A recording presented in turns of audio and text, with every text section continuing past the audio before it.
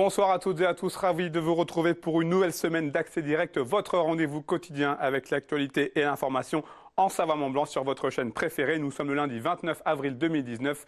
C'est parti pour 45 minutes de belles rencontres. Au programme ce soir, nous parlerons d'une expédition pas comme les autres avec Lionel Rare et Michael Guillot. Nous découvrirons ensuite le Barbiche Labo Gourmet avec deux de ses cofondateurs. Et nous parlerons sport avec notamment du biathlon en été. Mais avant toutes ces réjouissances, j'ai le plaisir d'accueillir Victoria pour les titres du journal. Salut Victoria. Salut Seb. Alors pour ce journal du 29 avril 2019, on va commencer avec le PPA2. Oui, le second plan de protection de l'atmosphère en vallée de l'Arve, il a été signé, validé ce matin en préfecture à Annecy. Jean-Paul Crespi était sur place, on verra son reportage pour en savoir un peu plus sur ces mesures qui vont être mises en place dans la vallée de l'Arve. Et puis tu es parti à la rencontre d'un jeune espoir du télémarque français. Oui, un jeune de 15 ans qui est déjà 11 fois champion de France de télémarque. Il s'agit d'Alexis Page qui est originaire du Haut-Chablais. Et j'ai essayé de le suivre sur les pistes des Portes du Soleil. C'était pas évident, mais voilà, je vous raconterai son histoire tout à l'heure. Allez, on enchaîne avec notre petite revue de presse quotidienne. On commence avec une question existentielle pour l'avenir du ski. Et oui, on se questionne beaucoup sur l'avenir des stations. Et c'est un article plutôt long et assez technique que j'ai trouvé sur Ski Pass avec une énième étude sur l'enneigement, mais une étude qui apporte des données en plus puisqu'elle prend notamment en compte les effets du damage et de la neige de culture. Elle a été publiée la semaine dernière et elle est décortiquée par ce journaliste de Ski Pass. L'objectif est vraiment d'avoir une vision d'ensemble de l'avenir à long terme de l'enneigement des stations françaises. L'article nous explique en détail les différents scénarios qui sont imaginés par les experts du GIEC, le groupe d'experts intergouvernemental sur l'évolution du climat. Donc selon les différentes évolutions des températures, les scénarios varient. Ce dont on est sûr, c'est que le changement climatique n'agit pas de manière uniforme partout. Les régions montagneuses se réchauffent plus vite. Plus 2 degrés dans les Alpes par rapport à une moyenne nationale de plus 0,89 degrés. C'est assez précis. Dans cette étude, les stations sont classées en fonction de leur taille, de leur altitude, de la puissance de leur remontée mécanique et donc en fonction également du travail qui est effectué autour de la neige, donc damage et culture, je l'ai dit, ce qui permet d'y voir plus clair sur la viabilité de ces stations et globalement, je ne vais pas rentrer dans le détail, c'est très très long, c'est très technique, mais c'est très intéressant.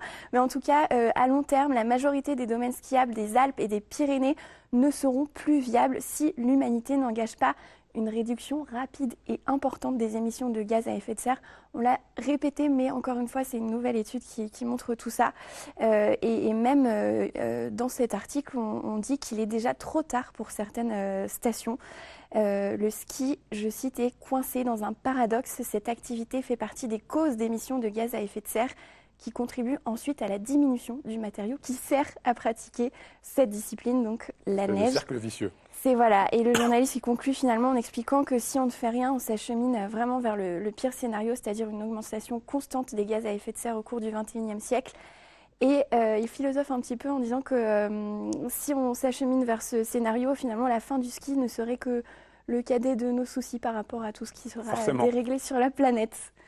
Et puis, on va parler d'un sujet un peu plus léger. Un petit peu plus d'optimisme, on va dire. Avec une section originale dans un collège, je crois. Oui, alors je sais que tu aimes particulièrement le wake, Seb. Dommage que tu ne sois plus collégien, puisque un collège de Dordogne va lancer à la rentrée prochaine une section wakeboard. Les élèves du collège Plaisance de Lanouaille en Dordogne pratiquent déjà cette discipline en cours d'EPS sur le lac de Roufiac à Angoisse, près de Limoges. Angoisse, c'est le nom de la ville. Hein. Voilà, le lac s'appelle le lac de Roufiac, c'est à Angoisse. Et l'ouverture d'une telle section est une première en France. 24 élèves vont pouvoir intégrer cette classe. Il faut bien sûr présenter un dossier exemplaire, une lettre de motivation. La parité sera respectée puisqu'il y aura 12 filles, 12 garçons.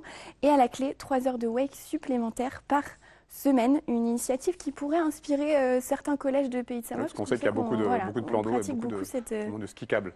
Cette discipline. Seb, une revue de presse sans fromage, c'est pas possible pour nous. Est-ce que tu connais le Berthoud ? Oui, je connais. ce fameux plat à base de fromage d'abondance. Il faut savoir que ce plat est en cours de protection, puisque le nom, la recette et la préparation de cette spécialité au savoyarde, je crois traditionnelle, pas très loin de chez toi, du Chablais, ne pourront plus être modifiés grâce au label spécialité traditionnelle garantie. C'est un label que pour le moment, seuls les moules de Bouchot possèdent aujourd'hui. Donc à l'origine de cette demande de label, un groupe de restaurateurs de la vallée d'Abondance et le syndicat interprofessionnel du fromage d'Abondance qui ont fait donc cette demande de protection auprès de l'Union européenne. C'est très très sérieux, puisque depuis quelques semaines, ils se sont rendus compte que certains restaurateurs ont pris la liberté de modifier la recette en ne mettant tout simplement pas de fromage d'Abondance ou alors en servant le bertou dans un plat traditionnel à gratin, alors que ce plat, pour les puristes, doit être servi dans un récipient individuel en porcelaine. Donc c'est une demande très sérieuse. Réponse aux alentours du mois d'août pour savoir si cette demande de label est acceptée. En tout cas, c'est tout le mal qu'on leur souhaite. Et ces restaurateurs tiennent à rappeler, ils demandent certes une protection, mais ils n'interdisent pas le bertou. Ils ne sont pas là pour militer un bertou seulement made in Haute-Savoie. Tout le monde peut faire du bertou, mais à condition de respecter la vraie recette. Bon, moi, je t'avoue que si c'est dans un plat de porcelaine ou pas, je le mange quand même. Ça dérange pas trop.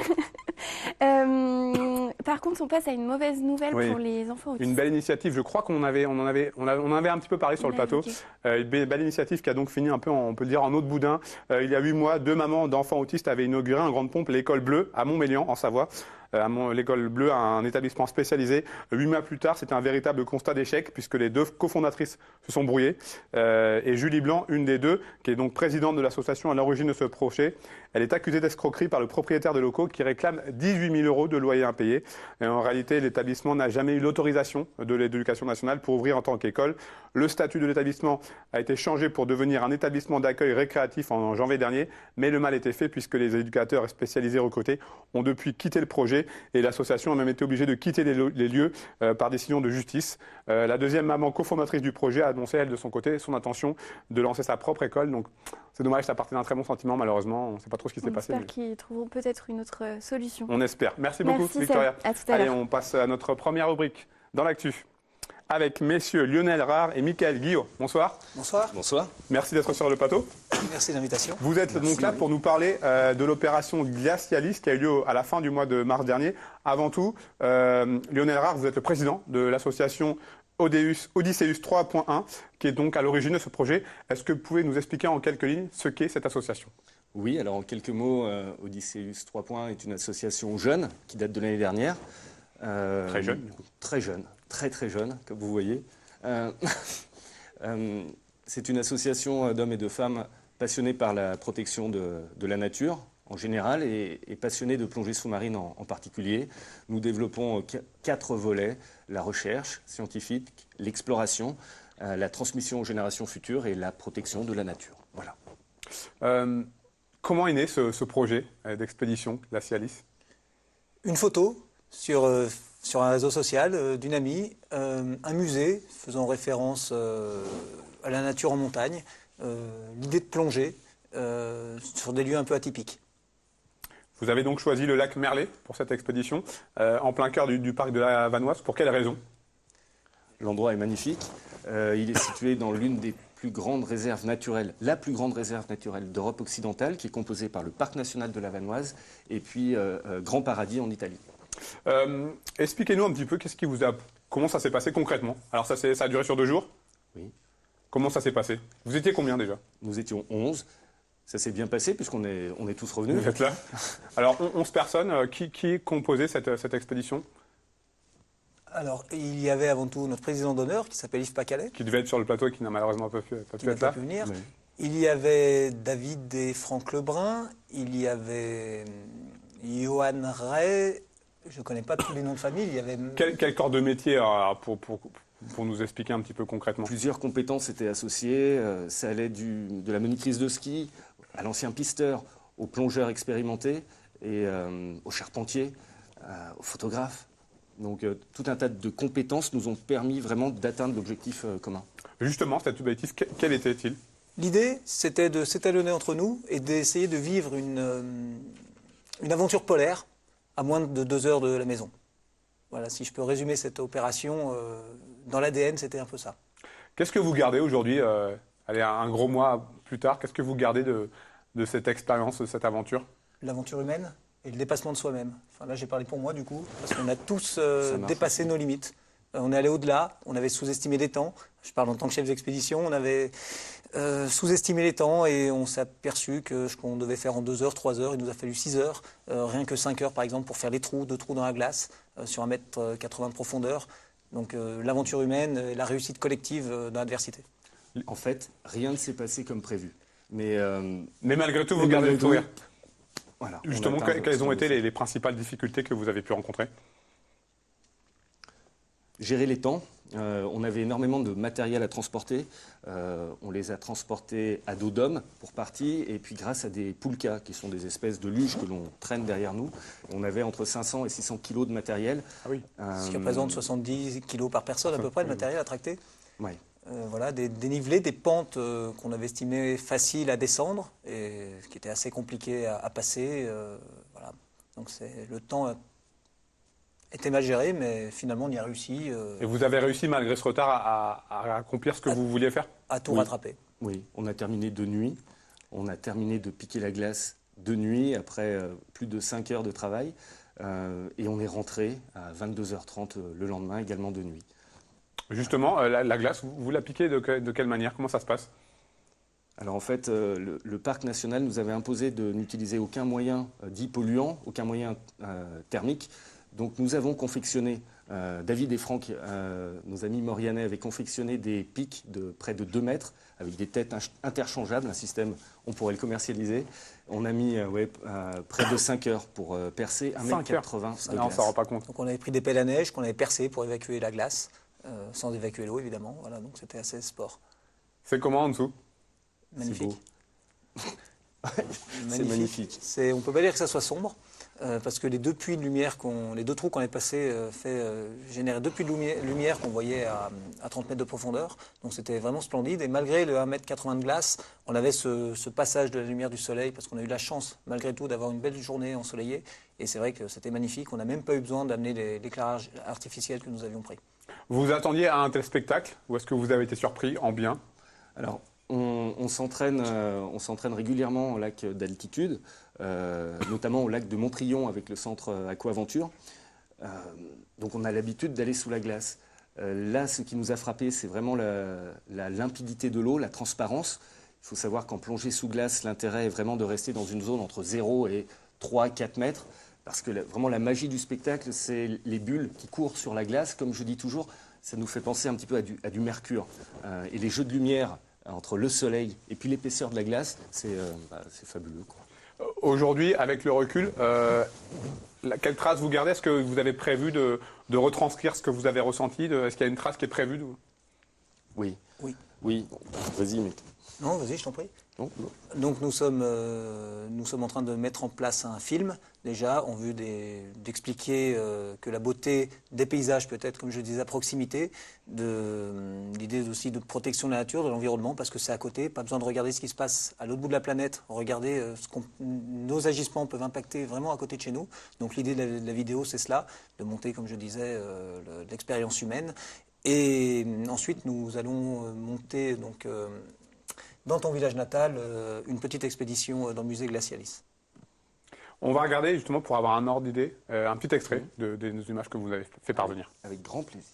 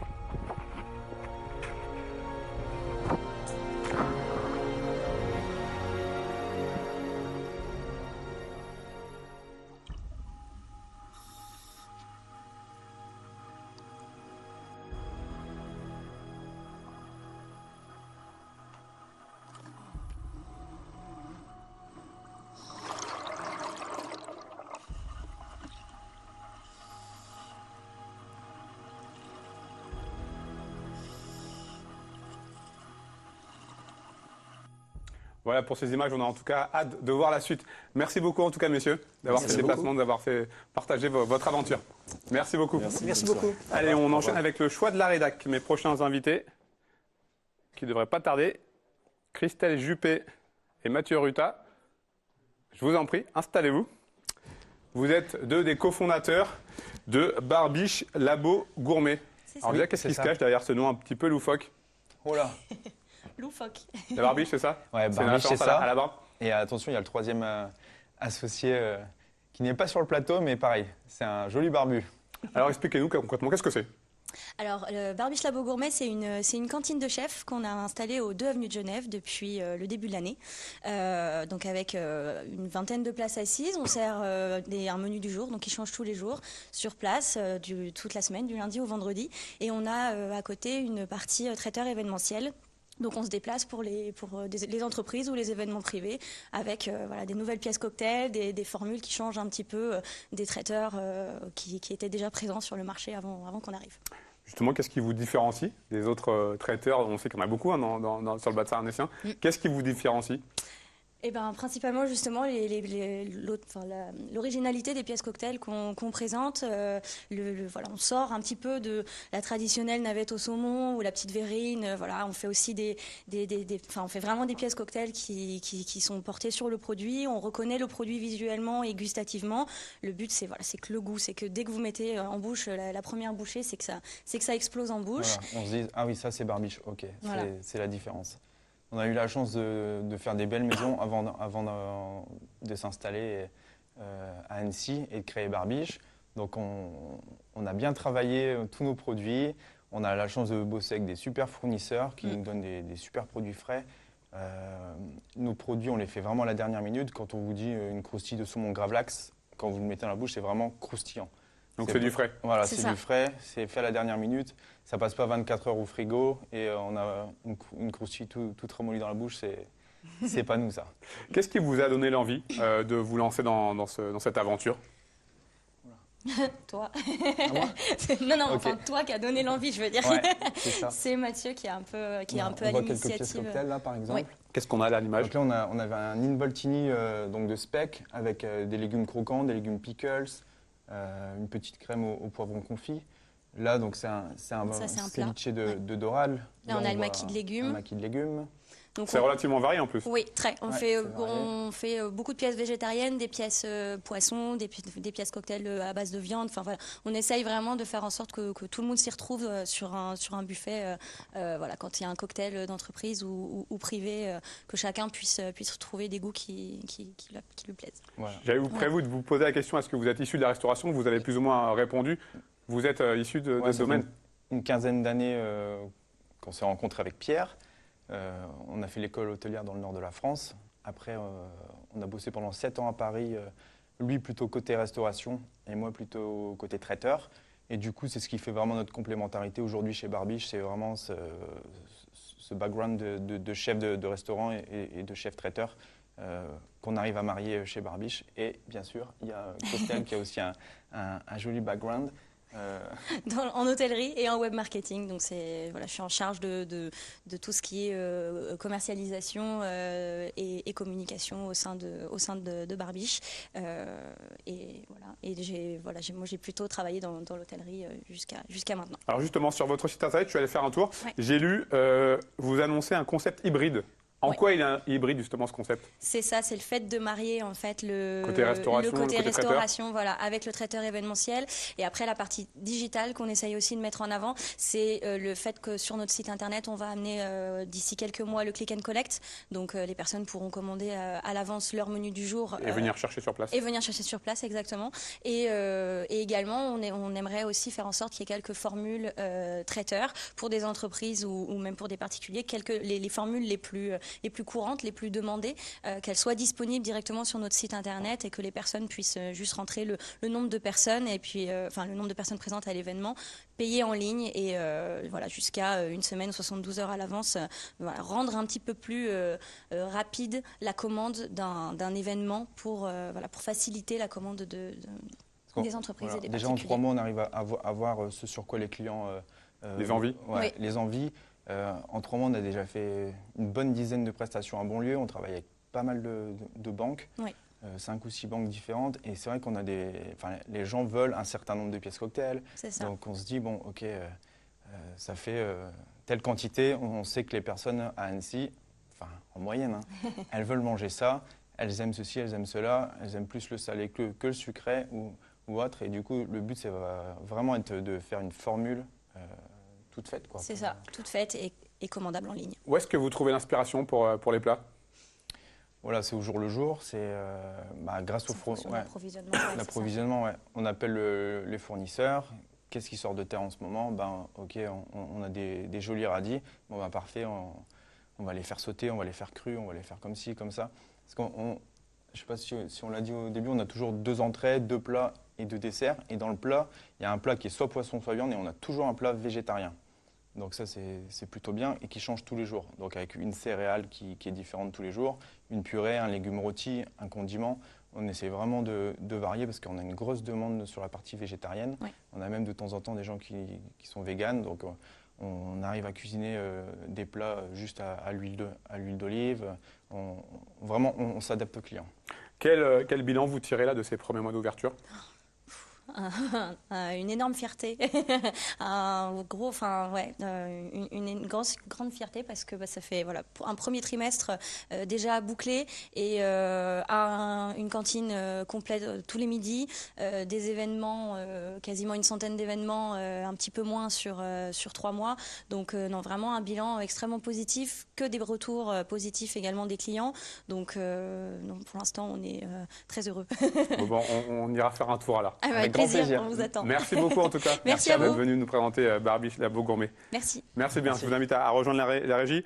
Alors vous avez l'habitude, on est lundi, une partie sport un petit peu tronquée aujourd'hui puisque nous devions avoir quelqu'un en plateau, mais finalement ça n'a pas pu se faire. On va quand même voir quelques images puisque ce lundi matin, Martin Fourcade avait convié la presse pour présenter un événement dont il est l'organisateur. Le Martin Fourcade Nordic Festival se tiendra du 31 août au 1er septembre prochain sur le Paquet à Annecy. Le public aura l'occasion d'assister à des courses avec les meilleurs biathlètes du monde, mais aussi de s'essayer soi-même à la discipline. Pour le multiple champion olympique, c'est une façon de partager sa passion après des années de carrière vouée à la seule recherche de la médaille. On l'écoute au micro d'Emmanuel Jaude. C'est un projet qui me fascine et sur lequel je m'investis beaucoup. Pour les émotions, je crois que je les vivrai le jour même avant tout, mais c'est avant tout une belle aventure et je suis très heureux de me lancer là-dedans, très heureux d'être accompagné aussi par des personnes que j'apprécie sur l'organisation de l'événement. Mais en tout cas, oui, moi j'ai envie de partager ma discipline. C'est vrai que j'ai eu une période dans ma carrière où j'ai pensé qu'à moi, où je voulais les meilleurs résultats possibles et où forcément j'ai occulté tout ce qui se passait à côté. Aujourd'hui, avec cette même envie de performer, je me rends compte aussi que j'arrive à un âge où le partage est important. J'ai des enfants et voilà, on évolue tout au long d'une carrière et je crois que c'est justement cette valeur de partage, elle est aujourd'hui plus ancrée en moi que ce qu'elle était il y a 10 ans au début de ma carrière et c'est pour ça que je crois que c'est le moment parfait pour lancer cet événement-là et pour faire en sorte que le biathlon et l'ensemble du ski nordique soient à la fête sur le Paquet le 31 août et 1er septembre prochain. Reportage complet à suivre dans le journal. Avant d'accueillir Victoria pour le rappel des titres, je vous propose de revoir ce sujet consacré à la chasse qui pourrait être ouverte l'été prochain sous certaines conditions. Un sujet de Clémence Roualdès. C'est un sujet qui fait toujours débat, la chasse. Ouverte de septembre à janvier, elle pourrait être à titre exceptionnel pratiquée cet été sur des sangliers si des dégâts sont à déplorer dans les cultures agricoles. Une situation qui existe depuis une dizaine d'années maintenant et une nécessité pour la Fédération française de chasse de Haute-Savoie. Nous sommes dans un département où il y a une agriculture qui est forte et les sangliers provoquent des dégâts. Et lorsque l'été, il y a des dégâts qui sont importants sur des cultures ou autres, l'agriculteur nous téléphone pour nous demander que nous intervenions. Mais c'est strictement encadré, les chasseurs sont répertoriés et ça se fait avant 10 h le matin. Les chevreuils sont également concernés, leur population pourrait être régulée. L'exercice servirait aussi de formation à des jeunes chasseurs. C'est un moyen pédagogique aussi pour certains de nos jeunes, d'ailleurs. Pourquoi ? Parce que c'est une opération qui se fait sur Mirador. Donc si vous voulez, vous êtes à peu près à 3 mètres de haut, vous observez la bête et tout, et vous ne tirez que des brocards, c'est-à-dire que des animaux bien identifiés et qui sont très limités. Une annonce qui passe mal auprès des associations de familles de victimes. Elles craignent des débordements. Pour rappel, en octobre dernier, un vététiste a été tué lors d'une battue. Nous sommes contre le chasse en été, jusqu'à il fait plus de restrictions. Parce que s'il fait rien après le dernier quelques accidents, ça c'est juste c'est inexcusable. Donc pour le moment, oui, nous sommes contre ça. Jusqu'il y a plus de restrictions en place. Un avis partagé par les collectifs de défense de la nature et des animaux sauvages. Ça a inquiété un certain nombre de nos associations en ce qui concerne le partage de la nature. Il nous semble qu'il ne faut pas qu'à nouveau la chasse soit ouverte en été, même sur des secteurs limités. Il faut du répit dans la nature. On ne peut pas être toute l'année en train de tirer, peut-être pas sur tout ce qui bouge, mais sur la faune sauvage en pensant résoudre des problèmes. Donc laissons les humains et la faune sauvage respirer pendant l'été. Une consultation publique a été mise en ligne par la préfecture de Haute-Savoie. Elle sera accessible jusqu'au lundi 29 avril. Victoria de retour pour le rappel des titres de ce journal du 29 avril 2019. On reparlera du PPA2, deuxième volet. Le second plan de protection de l'atmosphère en vallée de l'Arve a été validé ce matin en préfecture. Il met en place des mesures incitatives. On verra les précisions de Jean-Paul Crespi. Et puis un portrait. Le portrait d'un télémarqueur. Il est jeune, il a 15 ans et il est déjà 11 fois champion de France dans ces deux disciplines qui sont disputées en compétition en télémarque. Merci beaucoup Victoria. On se retrouve dans quelques minutes pour le journal de la rédaction. À tout de suite.